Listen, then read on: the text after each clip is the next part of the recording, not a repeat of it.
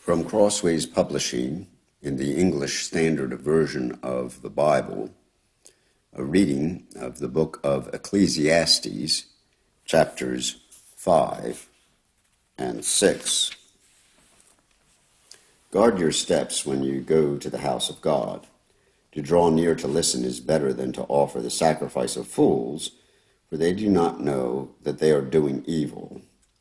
Be not rash with your mouth, nor let your heart be hasty to utter a word before God, for God is in heaven, and you are on earth.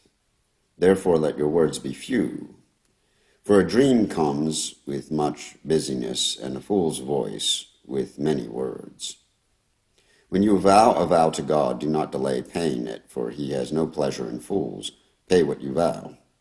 It is better that you should not vow than that you should vow and not pay.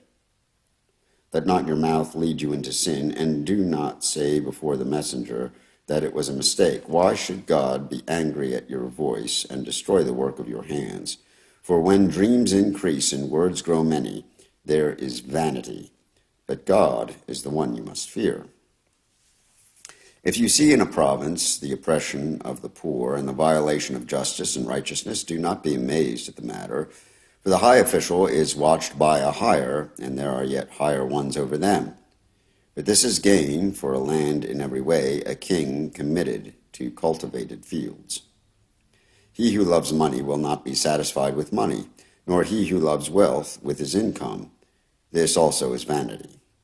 When goods increase, they increase who eat them. And what advantage has their owner but to see them with his eyes? Sweet is the sleep of a laborer, whether he eats little or much, but the full stomach of the rich will not let him sleep. There is a grievous evil that I have seen under the sun. Riches are kept by their owner to his hurt, and those riches were lost in a bad venture. And he is father of a son, but he has nothing in his hand.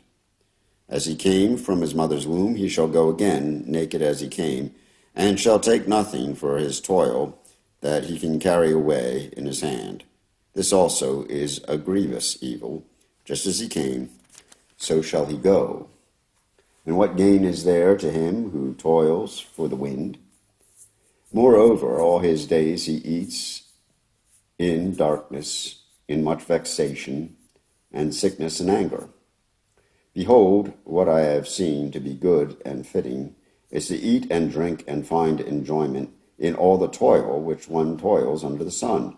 The few days of his life that God has given him, for this is his lot. Everyone also to whom God has given wealth and possessions and power to enjoy them and to accept his lot and rejoice in his toil, this is the gift of God. For he will not much remember the days of his life, because God keeps him occupied with joy in his heart.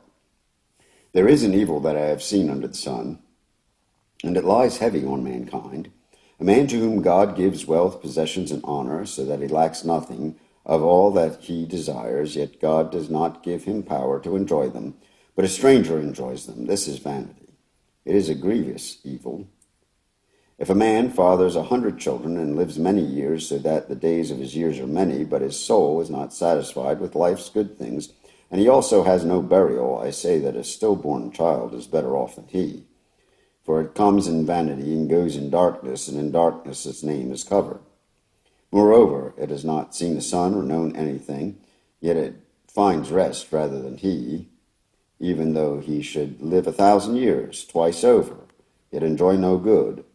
Do not all go to the one place? All the toil of man is for his mouth, yet his appetite is not satisfied. For what advantage has the wise man over the fool?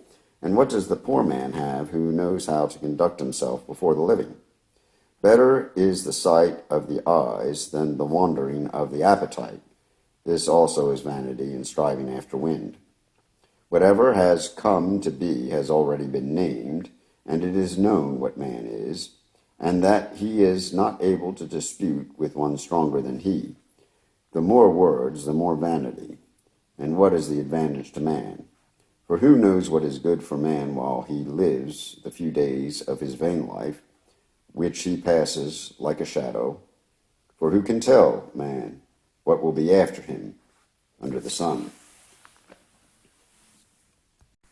Here ends the reading of Ecclesiastes chapters 5 and 6 in the English Standard Version of the Bible by Crossways Publishing.